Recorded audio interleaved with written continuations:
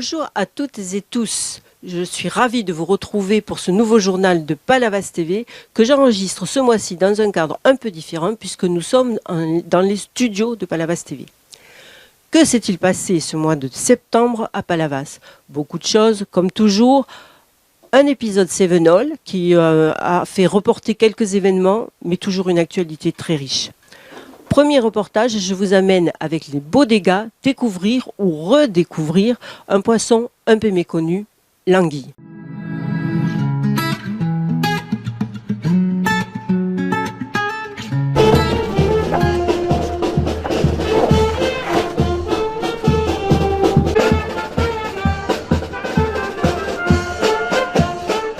Laurent, bonjour. Alors aujourd'hui, les Bodega organisent la fête de l'anguille. Alors qu'est-ce que c'est les Bodega? Ce sont des pêcheurs d'anguilles? Ah voilà, c'est une association qui s'est montée en cours de l'année dernière. C'était pour reprendre un peu la fête de l'anguille. Elle s'est montée principalement pour ça, mais je pense qu'on va être amené à faire d'autres manifestations maritimes. On est accompagné de pêcheurs, bien sûr, qui sont d'ailleurs derrière nous en train de préparer tout ça. Alors qu'est-ce qu'il y a au programme de la journée? Alors au programme, à partir de 10h ce matin, on va pouvoir découvrir Anthony Bénézé, un pêcheur professionnel qui cale un filet à anguille qu'on appelle capechada. Dans la canalette, ils vont montrer un petit peu leur travail de tous les jours. Voilà ce qu'ils endurent, pourquoi l'anguille, il faut qu'elle perdure, parce qu'ils ont besoin de ça pour manger. Donc 10h, Anthony Bénézé démonstration, puis on rejoindra donc le parc là où on est actuellement. Il y aura une fumerie d'anguille à partir de 11h. Ensuite, on passera à l'apéritif et puis un bon repas sera servi avec de l'anguille en pommes de terre, en persillade, tout ça à la planche à revenu et un peu de musique. Alors pourquoi vous appelez les Bodega? Eh bien, tout simplement, les Bodega, je pense que ça nous colle bien à la peau. Voilà, les Bodega, on se considère un peu comme ça, donc on a choisi ce nom. Les Palavasiens. Ouais, les Palavasiens, ouais, de Pierre, en plus. Alors vous avez déjà programmé des prochains événements, puisque j'ai compris qu'il y en aurait d'autres? Ouais, il y en aura certainement. Celui-là, on le fait sur le thème de l'étang, donc de la pêche de l'anguille. On aimerait aussi relever les pêcheurs en mer qui galèrent aussi. Donc on fera très certainement une manifestation via la mer. Voilà, je ne vous en dis pas plus pour l'instant, mais une grosse manifestation au niveau de la mer sera prévue. On garde la surprise. Voilà, tout à fait. Ça va pas la dire, hein? Ça va pas la dire.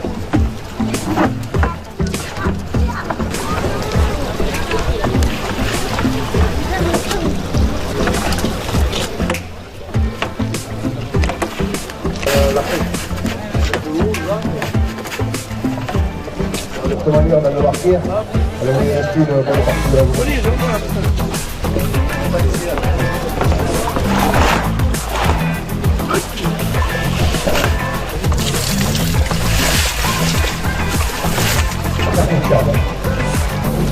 Alors Anthony, fini la pêche aujourd'hui? Ça y est, terminé. On a fini le travail, après on a fini la démonstration. Et maintenant, on va passer à l'apéritif et au repas.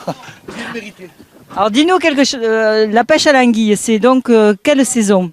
La saison, bon, on travaille toute l'année. Bon, après, il y a 3 mois de fermeture parce que pour protéger un peu l'anguille, on ferme 3 mois de l'année, c'est décembre, janvier, février. Et sinon, après, on travaille les 9 autres mois à pêcher l'anguille. Et les meilleurs mois sont septembre, octobre, novembre. Il y en a beaucoup? Ça va. Il n'y a pas comme dans les années 70, 80, mais il y en a, on en vit bien. Seulement, il y a quelques soucis avec les pays les régions d'Atlantique, où ils ont le droit de pêcher les civelles. Nous, on ne les pêche pas. Donc après, ils englobent tout. Et ils nous disent qu'il y a moins d'anguilles. Donc, ils nous disent qu'il y a moins d'anguilles, sûrement. Mais s'ils pêchent là-bas, les alevins, là-bas, du côté de l'Atlantique, on ne peut pas avoir plus d'anguilles dans les régions côtières de France. Donc ils nous ont mis des restrictions au niveau européen qu'on applique même plus que le compte. Et puis voilà, sinon il y a l'anguille, on en vit encore. C'est plus compliqué qu'avant, mais on en vit encore, c'est sûr. Alors je suis ici pour présenter un projet. On a un projet de créer une entreprise de transformation d'anguilles sur Palavas Eco. On veut valoriser l'anguille locale pêchée par nos pêcheurs, dont mon mari, mon père, ma famille, mais aussi d'autres pêcheurs locaux. Et on veut transformer l'anguille, en faire des rillettes, en faire des filets fumés. de Palavas-les-Flots et le vendre localement ici. Donc on est ici pour prendre l'avis des gens, voir ce qu'ils en pensent, voilà, faire une petite étude de marché et j'espère se monter très bientôt. Et l'entreprise va être créée quand alors? Tu espères quand? L'année prochaine, j'espère. D'accord. Donc là, tu fais des dégustations et tu demandes l'avis des gens, c'est ça? Voilà, voilà, leurs habitudes, parce que l'anguille, peu de gens connaissent. Donc on le fait connaître, on essaye de le faire connaître à un maximum de personnes. Et bon, il y a des bons retours, donc c'est positif. Pour le deuxième reportage, je vais faire appel à votre mémoire. Vous vous rappelez, en juin, je vous avais amené voir une course atypique qui s'appelait la Régalade. Et vous vous rappelez, c'était à caractère caritatif. Eh bien, en septembre, il y a eu la remise du chèque avec une petite surprise que je vous laisse découvrir.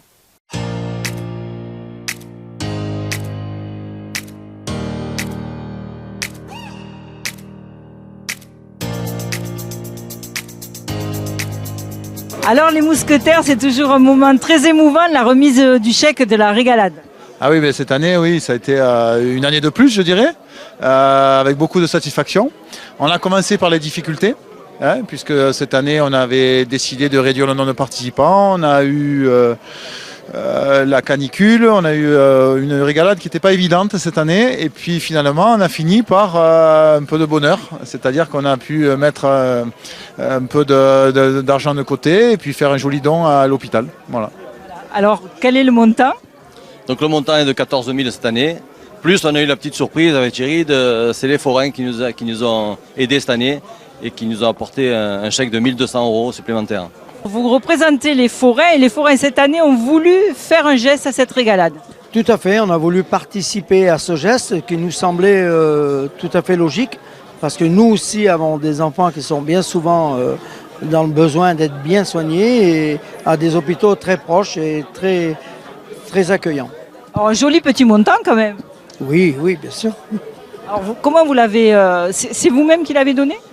Ben non, c'est l'ensemble de la corporation foraine du Luna Park de Palavas qui a chacun donné de son plein gré la somme qu'il a bien voulu donner pour participer à cet événement. Alors toujours le même principe pour la course, toujours très convivial, très animé et une super soirée à la fin? On ne change pas une formule qui gagne, donc on va remettre ça l'année prochaine en espérant que le temps soit plus clément, que les choses soient plus faciles à organiser. A priori, ça devrait pas changer, hein. C'est une belle manifestation depuis 9 ans, je pense que la 10e année sera aussi belle. Et vous allez réduire le nombre aussi l'année prochaine? À 200. Non, on va se réunir cet hiver, mais bon, on est dans des bonnes normes, là, 1200, 1300, ça laisse de la fluidité à tout, et puis les gens se régalent beaucoup mieux quand on est moins serré, moins en train de surveiller. Par contre, il y a des frustrés. Il y en a qui ne peuvent pas la faire, et ça c'est le jeu, hein. C'est comme ça, il faut aller vite pour s'inscrire au mois de mars, et sinon après c'est trop tard. Voilà. Bah alors, donc pour... Thierry, il garde toujours quelques places dans la poche. Hein. Ah, il ne faut pas le dire. Pour le troisième reportage, je vous amène à la rencontre des plaisanciers de toute la côte méditerranéenne qui se retrouvaient pour un moment convivial autour des puces nautiques.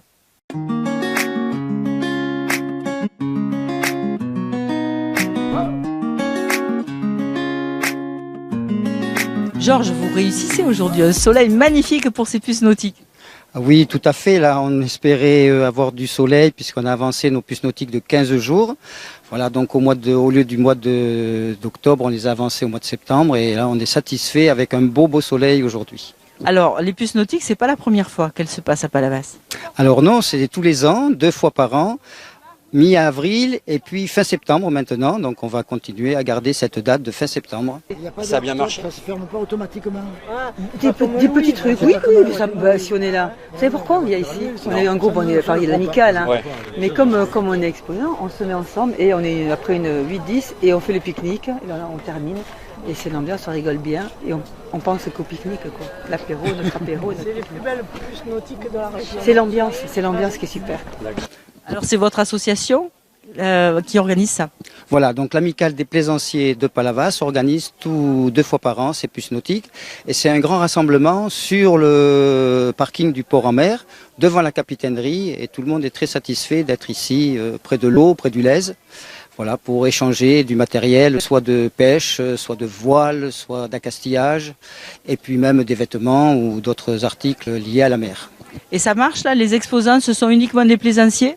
Ah non, pas du tout. Il y a des semi-professionnels qui font des puces, voilà, puces nautiques bien sûr, mais ils viennent de loin. Alors ce matin on disait, certains viennent de Nice jusqu'à Perpignan. Voilà, donc c'est tout le bassin de la Méditerranée qui se retrouve ici régulièrement à Palavas-les-Flots.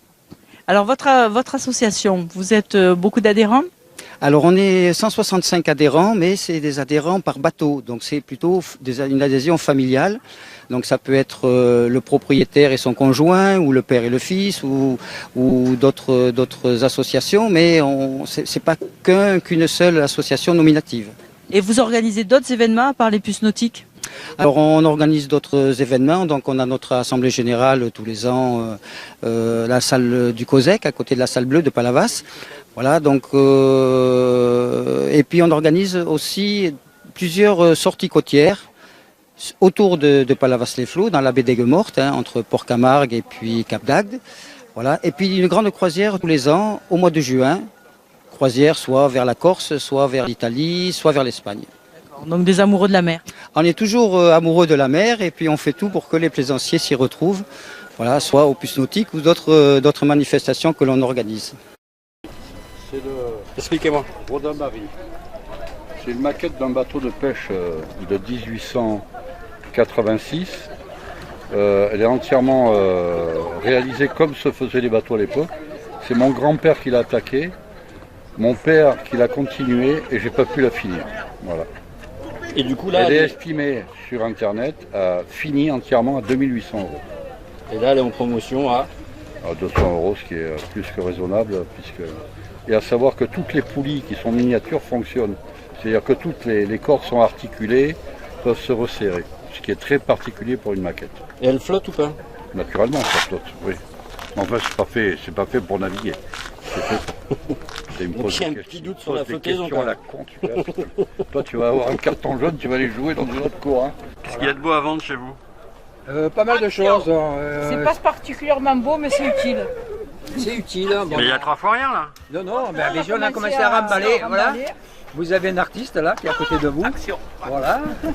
Lui c'est un comédien là. Vous pouvez y aller, il va vous donner.